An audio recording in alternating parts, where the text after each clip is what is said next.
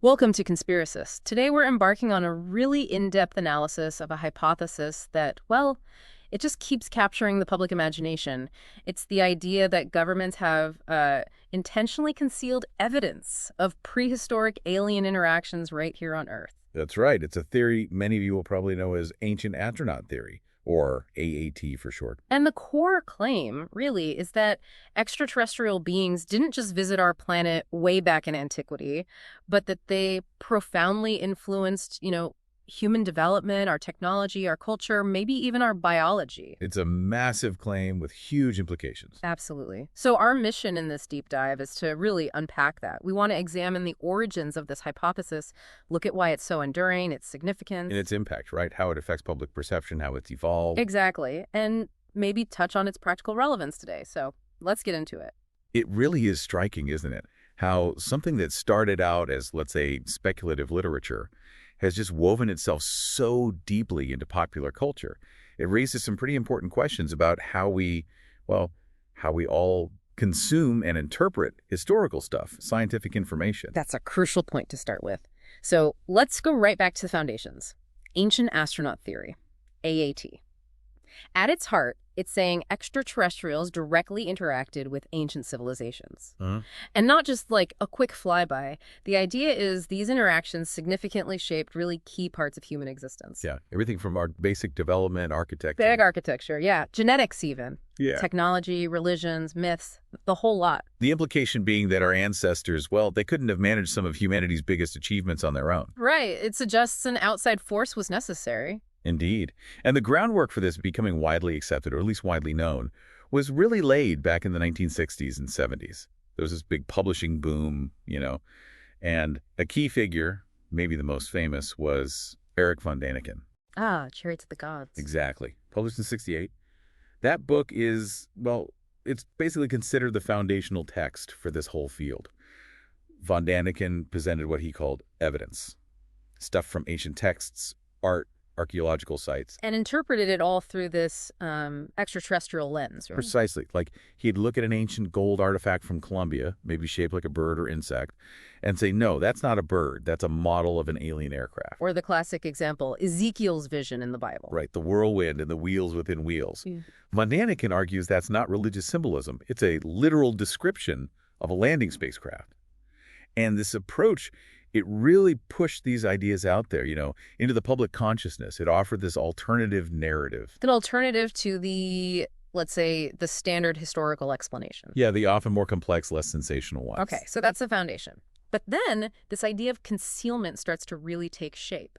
It wasn't just that aliens might have visited, but that the evidence was being hidden. Exactly. That narrative really started gaining traction, becoming a staple for conspiracy theorists, especially through the 90s. And then, boom. The big one. The TV series Ancient Aliens, starting in 2009. Oh, absolutely. Yeah. That show was huge. It took what was maybe a fringe concept for some and just beamed it directly into millions of living rooms. It became a massive ratings success for networks like the History Channel, didn't it? It did, which really cemented the idea in the mainstream. So let's dig into that concealment narrative itself. What's the core idea there as presented in shows like that? Well, a central pillar, really, is this idea that alien activity on Earth isn't just history. It's a great secret. Yeah. A deliberately suppressed truth. And understanding this secret is supposedly the key to unlocking our entire history, maybe even our origins. Okay, so if it's this massive secret, how is it supposedly kept under wraps from, almost everyone? The theory offers a few ways this could happen. First, maybe the aliens didn't exactly hold press conferences. They might have selectively appeared only to a few people, ancient priests, rulers, those in the know, perhaps. Which limits the number of direct accounts, right? Exactly. Second, the argument goes, ancient people just didn't have the words or the concepts for what they were seeing. They saw advanced technology, beings from elsewhere, and described it all using the language they had. Religious language. Mythological terms. Precisely. Think of gods coming down from the sky in fiery chariots or celestial boats. AAT proponents would say those aren't metaphors, they're descriptions of spaceships. That's the interpretation, yes. So it gets filtered through this existing cultural lens. Which means, then, that only indirect traces were left behind. Stuff that needs reinterpretation. Supposedly. These traces are said to be visible in, say, ancient art, maybe strange figures or objects, in the massive scale of some architecture, things that seem impossible for the time. Material remains, perhaps oddly advanced artifacts. And crucially, hidden within myths and religious scriptures, waiting to be decoded, essentially. And there's another layer too, isn't there? The idea that the aliens themselves are still hiding things. Yes, that's often part of the narrative, that they are deliberately withholding information about their past activities from us today. So it's not just about misinterpretation in the past, it's potentially an ongoing active concealment. Okay, now this is where the argument takes a really interesting turn for me, because proponents often argue that the very lack of official interest or the lack of mainstream scientific evidence. That lack is the evidence. Exactly. It's presented as proof of a conspiracy. It's almost circular, isn't it? It is a very common feature in conspiracy thinking. The absence of evidence becomes evidence of absence being enforced. So the logic is, if there's no smoking gun widely accepted by science, it must be because someone is hiding it very effectively. Right. And this framing, it allows proponents to bring in all sorts of secondary materials. Things like, well, admitted fictions, stories, even known hoaxes. And present them as if they're legitimate pieces of the puzzle. Correct. They're used to kind of paper over the cracks to explain away why there isn't concrete verifiable proof. It all points back to this alleged widespread cover-up. Are there specific examples of institutions accused of this? Oh, absolutely. There are persistent claims, for instance, leveled against major institutions like the Smithsonian. The allegation is that they've actively suppressed findings.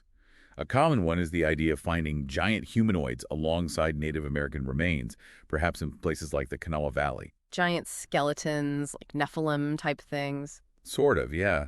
These claims often pop up, suggesting discoveries that would rewrite human history. But what's the basis for those claims? Have they been verified? Well, no. Archaeologists and the Smithsonian itself have consistently debunked these. They often trace back to sensationalized newspaper reports from the late 19th or early 20th century, or misinterpretations or sometimes outright hoaxes. There's no credible archaeological evidence for these specific giant humanoid finds being suppressed. But the accusation persists within the AAT community. It does. It fits the narrative perfectly. Yeah. Any discovery that challenges the mainstream story must be hidden by the establishment. Okay. Let's shift gears a bit and talk about the significance of this whole hypothesis. Why does it endure? Why does it resonate so much? That's a really key question.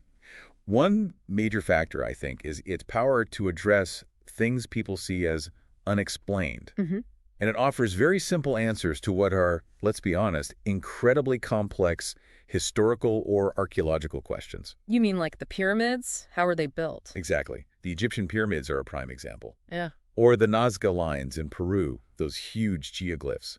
Or the massive stone heads on Rapa Nui, Easter Island. These are genuinely awe-inspiring achievements. They absolutely are. And explaining them involves understanding things like ancient engineering, quarrying techniques, social organization, massive labor forces, sophisticated planning, sometimes over generations. It's complicated stuff. It is, but ATT offers a shortcut. It says aliens did it, or aliens provided the technology or know-how. Which is simpler. Much simpler. It bypasses all that messy historical and archaeological detail. It provides what some researchers call a non-contextualized inquiry. Meaning you don't need the background? Pretty much. You don't need to understand ancient Egyptian society or Polynesian navigation or Nazca culture. You just need the concept of advanced aliens. And that lack of required context actually makes it more appealing. Ironically, yes. It makes it very accessible if you're not a specialist. The detailed explanations can seem dry or challenging, maybe even unsatisfying compared to a story about visitors from the stars. But this isn't just about finding easy answers to old mysteries, is it? There are deeper ideological currents running through it. Definitely. And some of them are quite concerning when you unpack them. Like what? Well, one central aspect is how it tends to undermine human agency. Human intelligence, really. How so? By attributing these incredible achievements, pyramids, calendars, ancient cities, to external alien help, it implicitly suggests that ancient peoples were, well, maybe not smart enough. Or capable enough, too primitive to do it themselves. Exactly. That's the underlying message. Intended or not, it kind of belittles the ingenuity, the curiosity, the sheer hard work of human civilizations throughout history. Which contrasts sharply with what actual archaeology finds, right?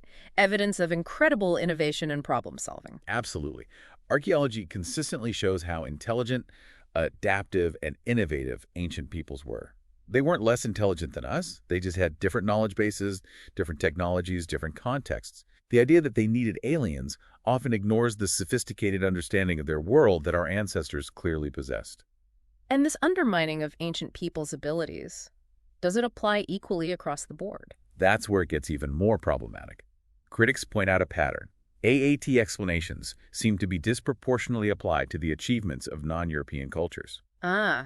So pyramids in Egypt, temples in Mesoamerica, structures in Africa or Asia, those get the alien explanation more often. Frequently, yes. Whereas comparable European achievements, think Roman aqueducts, Gothic cathedrals, Greek philosophy, or mathematics, are rarely attributed to extraterrestrial help in the same way. So what's the implication there? It can subtly reinforce some quite unpleasant ideas. It echoes discredited concepts like dynastic race theory. What's that exactly? It was an old, racist idea that suggested advanced civilizations could only arise in certain regions if a superior, often external race, came in and kick-started things for the supposedly less capable local population. So AAT, in this view, just replaces the superior race with aliens. Some critics argue it functions similarly, yes. It subtly implies that those people, the non-European ones, needed outside help to achieve greatness. It parallels things like the mound builder myth in 19th century America, where they claimed Native Americans couldn't possibly have built the ancient mounds. Right. Denying their achievements helped justify colonialism and dispossession. AAT, perhaps unintentionally for some proponents, can sometimes feed into similar narratives. It can almost provide this weird historical comfort, suggesting colonizers bringing civilization weren't the first advanced beings to intervene. And this potential link to racist ideas, has anyone formally noted that? Yes. The Southern Poverty Law Center, for example, has noted that ancient alien theory is something frequently discussed in white supremacist online forums. They point out it can overlap with racist and anti-Semitic conspiracy theories, sometimes using the aliens as a stand-in for other groups, and propagating harmful ideas about indigenous peoples, both ancient and modern. That's deeply disturbing. It is. It shows how these seemingly harmless speculative theories can intersect with some very dangerous ideologies. Okay, another major implication you mentioned was about religion, the demythologizing aspect. Yes. AT often takes ancient myths, religious texts, spiritual beliefs, and reinterprets them entirely through an extraterrestrial lens, strips them of their original context. So God in heaven becomes aliens and spaceships. Essentially, yes. The idea that heaven is up isn't seen as symbolic, but as a literal folk memory of spacecraft. Figures like the Elohim from Hebrew texts, or maybe Buddha, or even Jesus, the theory might propose they weren't divine or enlightened, but were actually aliens or alien-human hybrids, or humans interacting with aliens. Wow, so it recasts the divine as the technological. Pretty much. The core idea becomes that humans were maybe created or genetically modified by aliens. So the aliens become the gods in this new modern mythology. It's intertwining faith with science fiction, almost. You could put it that way. It replaces supernatural explanations with speculative technological ones. Take Ezekiel's vision again. AT proponents don't just say it could be a spaceship. They often break it down piece by piece, analyzing the wheels as landing gear, the fire as propulsion, the beings as pilots and helmets. Treating a mystical text like an engineering blueprint. Exactly. It strips away the spiritual, the symbolic, the historical context, and imposes this literal extraterrestrial interpretation. So, given all this, the reinterpretation, the challenging of history, what does it mean for how we view knowledge and authority? Well, the hypothesis gains a lot of its power by directly challenging the authority of established fields: history, archaeology, mainstream science. How does it do that? By painting them as wrong or closed-minded? Both, often. Proponents frequently portray professional historians or archaeologists as just talking heads, maybe stuck in ivory towers, who refuse to even consider alternative ideas. Or worse, that they're part of the cover-up. Yes, that feeds into a broader anti-institutional sentiment.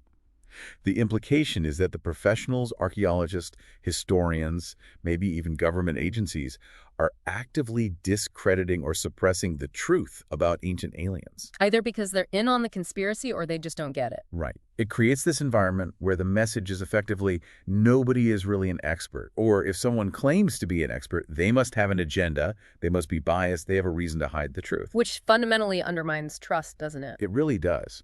Knowledge, especially scientific and historical knowledge, is built on a foundation of trust. Trust in methods, trust in peer review, trust in institutions, imperfect as they are.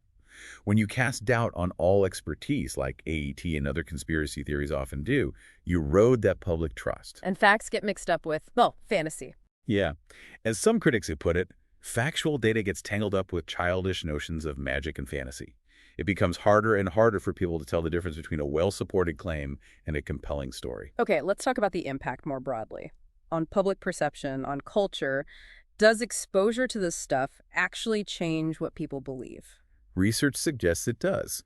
Studies have found a significant link between watching paranormal-themed TV, including shows about AT, and an increase in paranormal beliefs. Especially if people already had some kind of unusual experience. Yes, it seems to particularly reinforce existing beliefs or leanings in those individuals. Continuous exposure on popular platforms can definitely cultivate these beliefs or make existing ones stronger.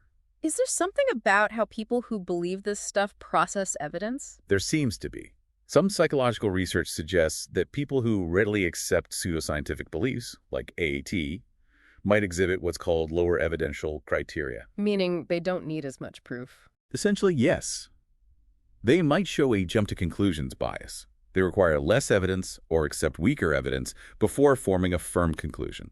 Like seeing a vague carving and immediately deciding it's an alien. Right, without maybe considering other interpretations, the cultural context, what archaeologists who specialize in that area say, and constant exposure to claims presented as facts, even when they're unsubstantiated or distorted, well, it can hinder the development of critical thinking. The skills you need to actually sift through information and judge its quality. Exactly. And conversely, studies generally show that higher levels of formal education tend to correlate with lower levels of paranormal belief. It highlights how important critical thinking and information literacy are. It's not just beliefs, though. It's become a business, hasn't it? Oh, absolutely. AAT has made a very successful leap from fringe books to mainstream, profitable entertainment. Ancient Aliens being the prime example again. Huge ratings for the History Channel. And that success fuels more content, more commercial ventures. It's branched out, targeting wider audiences. Even kids. Yes, that's a notable development. There's a book called The Young Investigator's Guide to Ancient Aliens, which was actually endorsed by the History Channel. It presents ancient astronaut theorists almost like a legitimate career path, alongside archaeologist or scientist. Wow. And what does it teach kids? Well, it repeats many of the standard ADT claims, including things like NASA conspiracies to hide alien evidence. It even suggests, as we discussed, that religious ideas like God in heaven come directly from memories of spaceships. And the presentation style of the show itself plays a role. Definitely. That style of asking a rhetorical question, could this structure have been built by humans alone? And then immediately cutting to an expert saying, ancient alien theorists say no, or simply stating, ancient alien theorists say yes, to their own leading questions. It doesn't leave much room for doubt or alternative views. Not really. It creates this fast-paced narrative. Critics call it a gish gallop. Gish gallop. Yeah, it's a debate tactic where you just overwhelm your opponent with a sheer volume of arguments, points, claims, questions. Regardless of their accuracy or relevance, they can't possibly address everything in the time available. So the show does that visually and rhetorically. It just floods the viewer. Kind of. It hits you with claim after claim, image after image, question after question, so quickly that it's hard to stop and critically evaluate any single point. Skepticism gets overwhelmed by the sheer speed and volume. So with all this media presence, what's the overall effect on popular culture? Is AT just everywhere now? It certainly feels like it sometimes. The core concepts have permeated so many forms of pop culture. Like comics. Oh yeah. Think about Marvel Comics. The Celestials, these giant space guides who explicitly experimented on early humans and influenced evolution. Or the Kree, the Skrulls, many origins tied to alien intervention. And TV shows. Beyond Ancient Aliens itself. Absolutely. Star Trek has used the premise multiple times. Ancient aliens posing as gods, progenitor races seeding life across the galaxy. Doctor Who had the Osirans, ancient powerful aliens linked to Egypt. Battlestar Galactica based its whole mythology on human origins on a distant planet. Kobol, hinting at cycles of civilization influence from elsewhere. The X-Files, obviously, with its alien colonization plotline. So it's become a standard trope in science fiction. A very common one. And then you have the memes, of course. Giorgio Tsoukalos and his hair. I'm not saying it was aliens, but it was aliens. Exactly. That meme alone shows how normalized the core idea, or at least the figurehead, has become. It's familiar, even if people don't fully buy into it. And this normalization, does it affect how people interpret real-world mysteries? It potentially could, yeah. If the idea constantly presented, even as entertainment, it becomes a readily available framework when something unexplained comes along. And it also highlights something about media economics. How so? Well, producing shows like Ancient Aliens, reality shows, speculative documentaries. It's often cheaper than making traditional, rigorously researched historical documentaries. Especially with cable viewership declining, maybe, lower costs are attractive. That seems to be a factor. So the profitability angle influences what kind of history or science gets produced and promoted, and that shapes what the public consumes. Okay, thinking about how the hypothesis itself has changed, has it stayed focused on just ancient buildings and artifacts? Not really, no. It's evolved quite a bit. It started largely with those big archaeological mysteries, but its scope has expanded massively over time. How so? What else does it claim to explain now? Oh, a whole range of things. It's moved into more mystical and esoteric areas. Occult writings, traditions like alchemy or Kabbalah, the idea of energy vortexes at sacred sites, crystal skulls, pyramid power. Things that were already kind of fringe or new age? Exactly. And even concepts like the Akashic records this supposed universal library of all knowledge and history. The theory increasingly seems to claim that ancient aliens are behind almost everything mystical or spiritual. So less about technology, more about spirituality. Or a kind of higher spirituality, as some put it. Something that maybe transcends reason or normal observation, but is still rooted in these supposed alien visitors.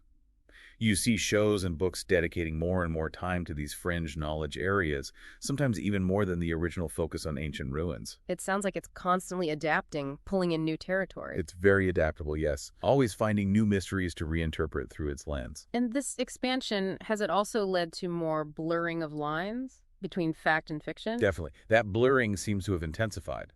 The hypothesis often relies heavily on secondhand accounts, maybe misinterpretations of texts passed down, and, as we mentioned, it sometimes incorporates known fictions or hoaxes presenting them as evidence. Like taking religious texts completely literally. Yes, beyond just Ezekiel.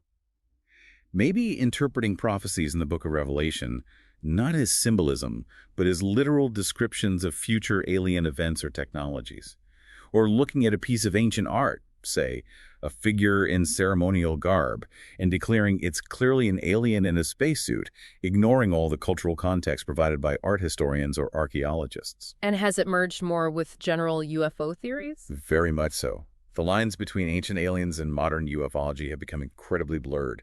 You hear claims linking the two directly, things like certain public figures were assassinated because they were about to reveal the truth about aliens, ancient or modern. Or the Roswell narrative, that alien tech was recovered. Exactly. Claims that technology from crashed UFOs, like the alleged Roswell incident, was recovered and secretly reverse-engineered by governments. This tech might then be linked back to ancient alien interventions. And online discussions connect these dots constantly. All the time.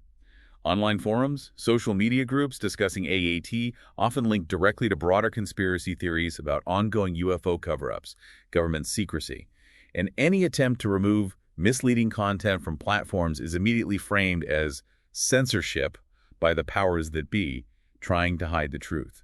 It reinforces the whole concealment narrative. Have the interpretations of who the aliens are also changed? Yes, there's been some evolution there too.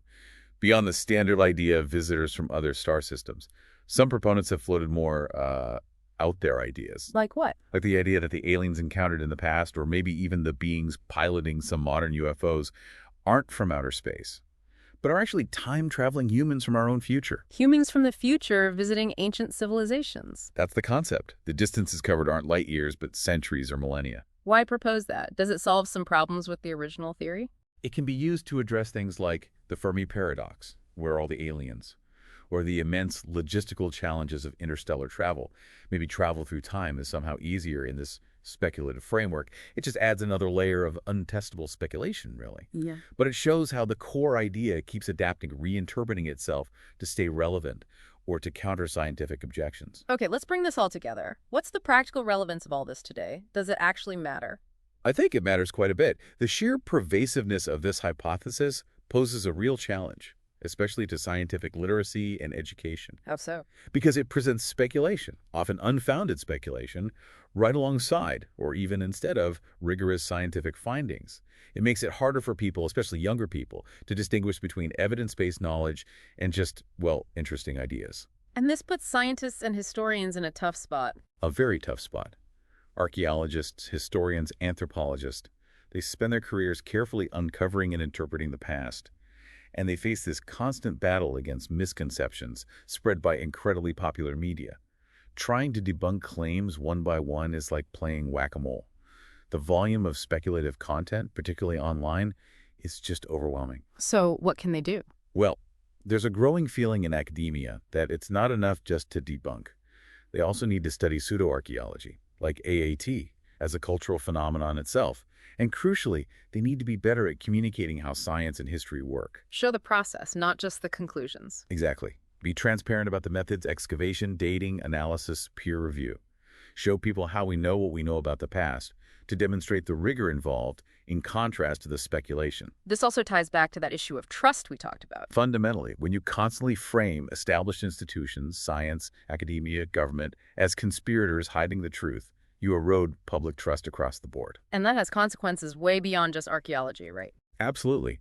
If people lose trust in scientific methods or expert consensus regarding ancient history, it can make them more susceptible to mistrust in other critical areas: public health, climate change, political information. It's a transferable skepticism. And belief in one part of the theory makes you more likely to accept others? That's often how belief systems work, yes. They become self-reinforcing within a community. If you accept that aliens built the pyramids, you're more likely to accept claims about Nazca or Pumapunku. And any criticism from outside is just seen as proof that the outsiders are part of the cover-up or just don't understand. So in this flood of information, what should people look for? How can you tell good information from bad? It comes back to critical thinking. Does the source explain its methods? Can you see how they reach their conclusions? Are they relying on primary evidence or just repeating claims from other secondary sources? Do they acknowledge uncertainties or alternative interpretations? Does the evidence actually support the grand claims being made? Look for the rigor, basically. Transparency, appropriate caveats. Precisely. Sensationalism is often a red flag. Real research is usually more nuanced, more cautious. So despite all the scientific rebuttals, why does this idea, this hypothesis of prehistoric alien concealment remain so popular? That's the million-dollar question, isn't it? Part of it, I think, is that it offers seemingly profound answers to really big questions. Existential questions. Where did we come from? Are we alone? What's our potential? Exactly. It taps into that deep human curiosity about the universe and our place in it. It provides a narrative that feels grand, exciting, maybe even meaningful. Even while real science, like SETI, keeps searching and finding nothing so far. Right. SETI scientists are the first to admit the challenges. Decades of searching haven't yielded confirmed signals. And physics tells us interstellar travel is incredibly difficult, maybe impossible with known principles. Wormholes are hypothetical. High-speed travel is hazardous. Immensely hazardous. Even tiny dust particles become lethal projectiles at near light speed. But AET offers this easy way around all that the aliens just showed up. It sidesteps the hard science. So it's the appeal of a simpler, maybe more magical explanation. Perhaps. In the end, the enduring appeal might reflect something broader about our society. Maybe a struggle with information overload, a decline in the perceived authority of experts, and maybe just that fundamental human desire to find meaning, to believe in something extraordinary, especially when faced with the vastness and complexity of the universe and our own past. It certainly taps into that sense of wonder and perhaps that unease with the unknown. It does. It offers certainty, even if it's speculative certainty, in the face of complex and sometimes ambiguous evidence. It leaves you wondering, though, about the balance between embracing mystery and demanding evidence. A crucial balance to strive for, definitely. How do we keep asking the big questions without abandoning the rigorous methods we need to actually find reliable answers? Thanks for listening to Conspiracist.